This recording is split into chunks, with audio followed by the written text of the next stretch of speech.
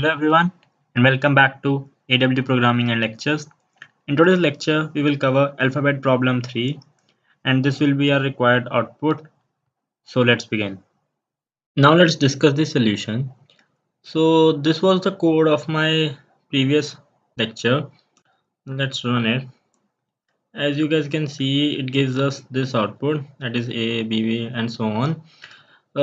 If you have not watched my pattern problem 5th, I'll provide the link in the description. You guys can check that video out. It's basically same, uh, printing, you can say, numbers as of that of characters. So I'll just write K, and there I have initialized K with 1. So here let's initialize it with capital A, and instead of printing, you can say C, Y over here, I'll print K, and then I'll just increment my K. Alright, now let's run it and see the output.